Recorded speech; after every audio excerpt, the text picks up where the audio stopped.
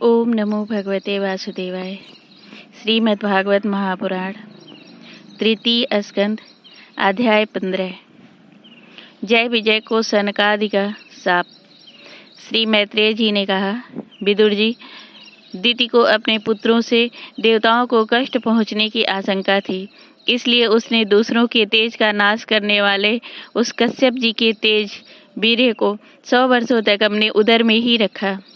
उस गर्भस्थ तेज से ही लोकों में सूर्य आदि का प्रकाश क्षीण होने लगा तथा इंद्र आदि लोकपाल भी तेजहीन हो गए। तब उन्होंने ब्रह्मा जी के पास जाकर कहा कि सब दिशाओं में अंधकार के कारण बड़ी अव्यवस्था हो रही है।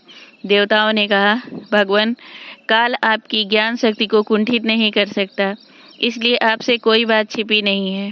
आप इस अंधकार के विषय में भी जानते ही होंगे। हम तो इससे बड़े ही भयभीत हो रहे हैं। देवाधिदेव, आप जगत के रचयिता और समस्त लोकपालों के मुकुटमणि हैं। आप छोटे बड़े सभी जीवों का भाव जानते हैं। देव, आप विज्ञान बल संपन्न हैं। आपने माया से ही यह चतुर्भुज रूप और रजोगुण स्वीकार किया है। आपकी उत्पत्ति के वास्तविक कारण को कोई नहीं जान सकता। हम आपको नमस्कार करते हैं। आप में संपूर्ण भुवन स्थित है। कार्य कारण रूप सारा प्रपंच आपका ही शरीर है, किंतु वास्तव में आप इससे परे हैं। जो समस्त जीवों के उत्पत्ति स्थान आपका अनन्य भाव से ध्यान करते हैं, उन सिद्ध योगियों का किसी प्रकार भी ह्रास नहीं हो सकता, क्योंकि वे आपके कृपा कटाक्ष से कृतकृत्य हो जाते हैं तथा प्राण, इंद्रिय और मन को जीत लेने के कारण उनका योग भी परिपक्व हो जाता है। रस्सी में बंधे हुए बैलों की भांति आपकी वेदवाणी से जकड़ी हुई सारी प्रजा आपकी अधीनता में नियम पूर्वक कर्मानुष्ठान करके आपको बलि समर्पित करती है। आप सबके नियंता मुख्य प्राण हैं। हम आपको नमस्कार करते हैं। भूमन, इस अंधकार के कारण दिन रात का विभाग अस्पष्ट हो जाने से लोगों के सारे कर्म लुप्त होते जा रहे हैं, जिससे वे दुखी हो रहे हैं। उनका कल्याण कीजिए और हम शरणागतों की ओर अपनी अपार दया दृष्टि से निहारिए। देव, आग जिस प्रकार ईंधन पकड़कर बढ़ती रहती है, उसी प्रकार कश्यप जी के वीर्य से स्थापित हुआ यह दिति का गर्भ सारी दिशाओं को अंधकारमय करता हुआ क्रमशः बढ़ रहा है। श्री मैत्रेय जी कहते हैं, महाबाहो, देवताओं की प्रार्थना सुनकर भगवान ब्रह्मा जी हंसे और उन्हें अपनी मधुर वाणी से आनंदित करते हुए कहने लगे। श्री ब्रह्मा जी ने कहा, देवताओं, तुम्हारे पूर्वज मेरे मानस पुत्र सनकादि लोकों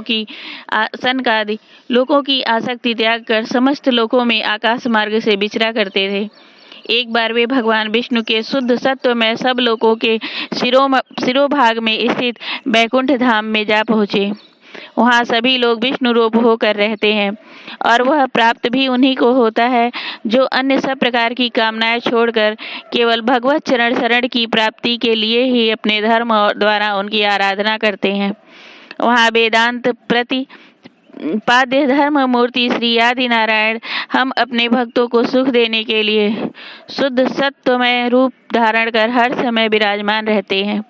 उस लोक में नह श्रेयस नाम का एक वन है, जो मूर्तिमान कैवल्य सा ही जान पड़ता है। वह सब प्रकार की कामनाओं को पूर्ण करने वाले वृक्षों से सुशोभित है, जो स्वयं हर समय 6 ऋतुओं की शोभा से संपन्न रहते हैं। वहाँ विमानचारी गंधर्वगण अपनी प्रियाओं के सहित अपने प्रभु की पवित्र लीलाओं का गान करते रहते हैं, जो लोगों की संपूर्ण पाप राशि को भस्म कर देने वाली है। उस समय सरोवर में खिली हुई मकरंद पूर्ण बासंतिक माधवी लता की सुमधुर गंध उनके चित्त को अपनी ओर खींचना चाहती है, परंतु वे उनकी ओर ध्यान ही नहीं देते, वरन उस गंध को उड़ा कर लाने वाले वायु को ही बुरा भला कहते हैं। जिस समय ब्रह्मराज ऊंचे स्वर से गुंजार करते हुए मानो हरि कथा का गान करते हैं, उस समय थोड़ी देर के लिए कबूतर, कोयल, सारस, चकवे, पपीहे, हंस, तोते, तीतर और मोरों का कोलाहल बंद हो जाता है। मानो वे भी उस कीर्तनानंद में बेसुध हो जाते हैं। श्री हरि तुलसी से अपने श्री विग्रह को सजाते हैं और तुलसी की गंध का ही अधिक आदर करते हैं।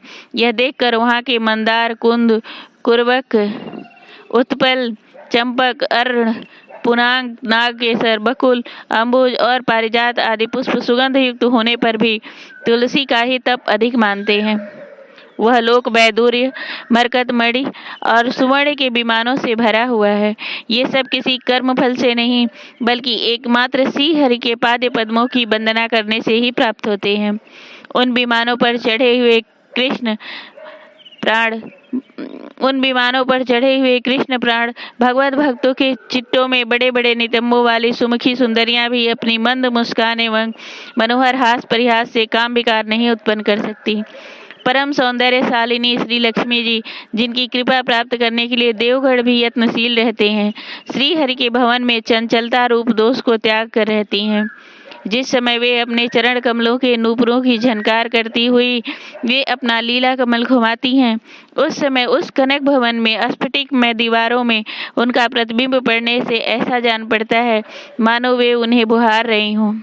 प्यारे देवताओं, जिस समय दासियों को अपने साथ लिए वे क्रीड़ावन में तुलसी दल द्वारा भगवान का पूजन करती हैं, तब वहाँ के निर्मल जल से भरे हुए सरोवरों में, जिनमें मूंगे के घाट बने हुए हैं, अपना सुंदर अलकावली और उन्नत नासिका से सुशोभित मुखारविंद देखकर यह भगवान का चुम्बन किया हुआ है यों जानकर उसे बड़ा सौभाग्यशाली समझती हैं। जो लोग भगवान की पापहारिणी लीला कथाओं को छोड़कर बुद्धि को नष्ट करने वाली अर्थ काम संबंधी अन्य निंदित कथाएं सुनते हैं, वे उस वैकुंठ लोक में नहीं जा सकते। हाय, जब वे अभागे लोग इस सारहीन बातों को सुनते हैं, तब ये उनके पुण्यों को नष्ट कर उन्हें आश्रयहीन घोर नरकों में डाल देती है। आहा, इस मनुष्य योनि की बड़ी महिमा है। हम देवता लोग भी इसकी चाह करते हैं।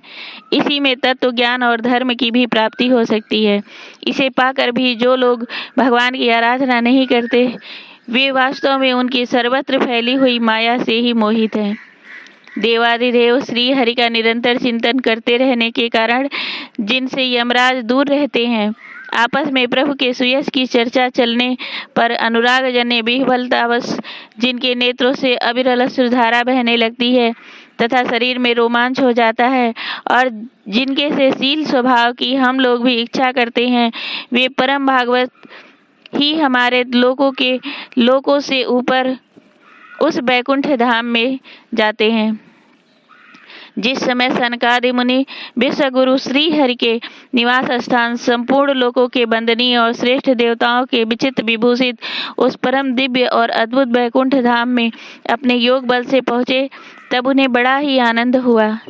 भगवत दर्शन की लालसा से अन्य दर्शनीय सामग्री की उपेक्षा करते हुए वैकुंठ धाम की 6 ड्योढ़ियां पार करके जब वे 7वीं पर पहुँचे, तब वहाँ उन्हें हाथ में गदा लिए 2 समान आयु वाले देवश्रेष्ठ दिखलाई दिए, जो बाजूबंद, कुंडल और किरीट आदि अनेकों अमूल्य आभूषणों से अलंकृत थे। उनकी 4 श्यामल भुजाओं के बीच में मतवाले मधुकरों के गुंजायमान वरमाला सुशोभित थी तथा बाकी भौहें, फड़कते हुए नासिकारंध्र और अरुण नयनों के कारण उनके चेहरे पर कुछ क्षोभ के से चिन्ह दिखाई दे रहे थे। उनके इस प्रकार देखते रहने पर भी वे मुनिगण उनसे बिना कुछ पूछताछ किए, जैसे सुवर्ण और वज्रमय किवाड़ों से युक्त पहली 6 ड्योढ़ी लांग कर आए थे, उसी प्रकार उनके द्वार में भी घुस गए। उनकी दृष्टि तो सर्वत्र समान थी और वे निःशंक होकर सर्वत्र बिना किसी रोक टोक के विचरते थे। वे चारों कुमार पूर्ण तत्वज्ञ थे तथा ब्रह्मा की सृष्टि में आयुध में सबसे बड़े होने पर भी देखने में 5 वर्ष के बालकों के से जान पड़ते थे और दिगंबर वृत्त से नंग धड़ंग रहते थे। उन्हें इस प्रकार निसंकोच रूप से भीतर जाते देख उन द्वारपालों ने भगवान के शील स्वभाव के विपरीत सनकादि के तेज की हंसी उड़ाते हुए उन्हें बेत अड़ाकर रोक दिया। यद्यपि वे ऐसे दुर्व्यवहार के योग्य नहीं थे। जब उन द्वारपालों ने वैकुंठवासी देवताओं के सामने पूजा के सर्वश्रेष्ठ पात्र उन कुमारों को इस प्रकार रोका, तब अपने प्रियतम प्रभु के दर्शनों में विघ्न पड़ने के कारण उनके नेत्र सहसा कुछ कुछ क्रोध से लाल हो उठे और वे इस प्रकार कहने लगे। मुनियों ने कहा, अरे द्वारपालों, जो लोग भगवान की महती सेवा के प्रभाव से इस लोक को प्राप्त होकर यहाँ निवास करते हैं, वे तो भगवान के समान ही समदर्शी होते हैं। तुम दोनों भी उन्हीं में से हो, किंतु तुम्हारे स्वभाव में यह विषमता क्यों है? भगवान तो परम शांत स्वभाव हैं, उनका किसी से विरोध भी नहीं है। फिर यहाँ ऐसा कौन है जिस पर शंका की जा सके? तुम स्वयं कपटी हो, इसी से अपने ही समान दूसरों पर शंका करते हो। भगवान के उदर में यह सारा ब्रह्मांड स्थित है, इसीलिए यहाँ रहने वाले ज्ञानी जन सर्वात्मा श्री हरि से अपना कोई भेद नहीं देखते, बल्कि महाकाश में घटाकाश की भांति उनमें अपना अंतर्भाव देखते हैं। तुम तो देव रूपधारी हो, फिर भी तुम्हें ऐसा क्या दिखाई देता है जिससे तुमने भगवान के साथ कुछ भेदभाव के कारण होने वाले भय की कल्पना कर ली? तुम हो तो इन भगवान बैकुंठनाथ के पार्षद, किंतु तुम्हारी बुद्धि बहुत मंद है। अतएव तुम्हारा कल्याण करने के लिए हम तुम्हारे अपराध के योग दंड का विचार करते हैं। तुम अपनी मंद भेद बुद्धि के दोष से इस बैकुंठ लोक से निकलकर उन पापमयी योनियों में जाओ, जहाँ काम, क्रोध, लोभ, प्राणियों के ये 3 शत्रु निवास करते हैं। सनकादि के ये कठोर वचन सुनकर और ब्राह्मणों के शाप को किसी भी प्रकार के शस्त्र समूह से निवारण होने योग्य न जानकर श्री हरि के वे दोनों पार्षद अत्यंत दीन भाव से उनके चरण पकड़कर पृथ्वी पर लौट गए। वे जानते थे कि उनके स्वामी श्री हरि भी ब्राह्मणों से बहुत डरते हैं। फिर उन्होंने अत्यंत आतुर होकर कहा, भगवान, हम अवश्य अपराधी हैं, अतः आपने हमें जो दंड दिया है वह उचित ही है और वह हमें मिलना ही चाहिए। हमने भगवान का अभिप्राय न समझकर उनकी आज्ञा का उल्लंघन किया है, इससे हमें जो पाप लगा है वह आपके दिए हुए दंड से सर्वथा धुल जाएगा। किंतु हमारी इस दुर्दशा का विचार करके यदि करुणावश आपको थोड़ा सा भी अनुताप हो तो ऐसी कृपा कीजिए कि जिससे उन अधमाधम योनियों में जाने पर भी हमें भगवत स्मृति को नष्ट करने वाला मोह न प्राप्त हो। इधर जब साधुजनों के हृदयधन भगवान कमलनाभ को मालूम हुआ कि मेरे द्वारपालों ने सनकादि साधुओं का अनादर किया है, तब वे लक्ष्मी जी के सहित अपने उन्हीं श्री चरणों से चलकर ही वहां पहुँचे, जिन्हें परमहंस मुनिजन ढूंढते रहते हैं, सहज में पाते नहीं। सनकादि ने देखा कि उनकी समाधि के विषय श्री बैकुंठनाथ स्वयं उनके नेत्र गोचर होकर पधारे हैं। उनके साथ पार्षदगण छत्र, चमर आदि लिए चल रहे हैं तथा प्रभु के दोनों ओर राजहंस के पंखों के समान 2 श्वेत चंवर डुलाए जा रहे हैं। उनकी शीतल वायु से उनके श्वेत छत्र में लगी हुई मोतियों की झालर हिलती हुई ऐसी शोभा दे रही है मानो चंद्रमा की किरणों से अमृत की बूंदें झर रही हों। प्रभु समस्त सद्गुणों के आश्रय हैं। उनकी सौम्य मुख मुद्रा देखकर जान पड़ता था मानो वे सभी पर अनवरत कृपा सुधा की वर्षा कर रहे हैं।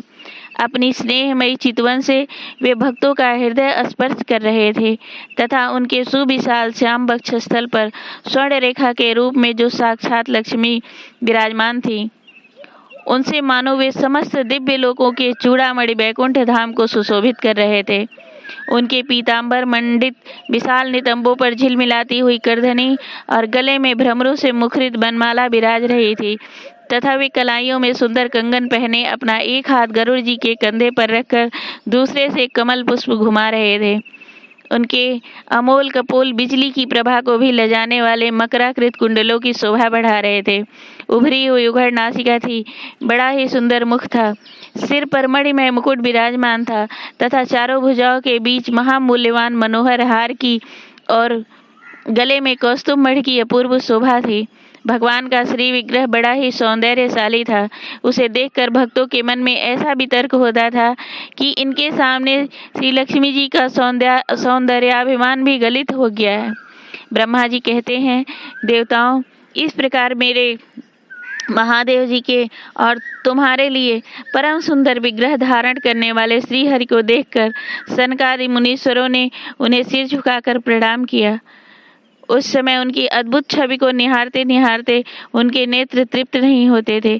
सनकादि मुनीश्वर निरंतर ब्रह्मानंद में निमग्न रहा करते थे, किंतु जिस समय भगवान कमल नयन के चरणारविंद मकरंद से मिली हुई तुलसी मंजरी के गंध से सुवासित वायु ने नासिका रंध्रों के द्वारा उनके अंतःकरण में प्रवेश किया, उस समय वे अपने शरीर को संभाल न सके और उस दिव्य गंध ने उनके मन में भी खलबली पैदा कर दी।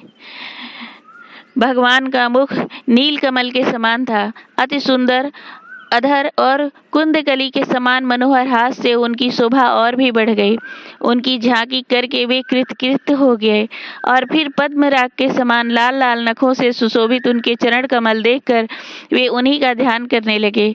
इसके पश्चात वे मुनिगण अन्य साधकों से सिद्ध न होने वाले स्वाभाविक अष्ट सिद्धियों से संपन्न श्रीहरि की स्तुति करने लगे, जो योग मार्ग द्वारा मोक्ष पद की खोज करने वाले पुरुषों के लिए उनके ध्यान का विषय अत्यंत आदरणीय और नयनानंद की वृद्धि करने वाले पुरुष रूप प्रकट करते हैं। सनकादि मुनियों ने कहा, अनंत यद्यपि आप अंतर्यामी रूप से दुष्ट चित्त पुरुषों के हृदय में भी स्थित रहते हैं, फिर भी उनकी दृष्टि से ओझल ही रहते हैं, किंतु आज हमारे नेत्रों के सामने तो आप साक्षात विराजमान है। प्रभु, जिस समय आपसे उत्पन्न हुए हमारे पिता ब्रह्मा जी ने आपका रहस्य वर्णन किया था, उसी समय श्रवण रंध्रों द्वारा हमारी बुद्धि में तो आप आ विराजे थे, किंतु प्रत्यक्ष दर्शन का महान सौभाग्य तो हमें आज ही प्राप्त हुआ है। भगवान, हम आपको साक्षात परमात्मा तत्व ही जानते हैं। इस समय आप अपने विशुद्ध सत्वमय विग्रह से अपने इन भक्तों को आनंदित कर रहे हैं। आपकी इस सगुण साकार मूर्ति को राग और अहंकार से मुक्त मुनिजन आपकी कृपा दृष्टि से प्राप्त हुए सुदृढ़ भक्ति योग के द्वारा अपने हृदय में उपलब्ध करते हैं। प्रभु, आपका सुयश अत्यंत कीर्तनीय और सांसारिक दुखों की निवृत्त करने वाला है। आपके चरणों की शरण में रहने वाले जो महाभाग आपकी कथाओं के रसिक हैं, वे आपके आत्यंतिक प्रसाद मोक्ष पद को कुछ अधिक नहीं गिनते। फिर जिन्हें आपकी जरा सी टेढ़ी भौ ही भयभीत कर देती है, उन इंद्र पद आदि अन्य भोगों के विषय में तो कहना ही क्या है। भगवान, यदि हमारा चित्त भौरे की तरह आपके चरण कमलों में ही रमण करता रहे, हमारी वाणी तुलसी के समान आपके चरण संबंध से ही सुशोभित हो और हमारे कान आपकी सुयश सुधा से परिपूर्ण रहें, तो अपने पापों के कारण भी हमारा जन्म नरक आदि योनियों में हो जाए, इसकी हमें कोई चिंता नहीं है। विपुल कीर्ति प्रभु, आपने हमारे सामने यह जो मनोहर रूप प्रकट किया है, उससे हमारे नेत्रों को बड़ा ही सुख मिला है। विषयासक्त अजितेंद्रिय पुरुषों के लिए इसका दृष्टिगोचर होना अत्यंत कठिन है। आप साक्षात भगवान हैं, इस प्रकार स्पष्टतया हमारे नेत्रों के सामने प्रकट हुए हैं। हम आपको प्रणाम करते हैं।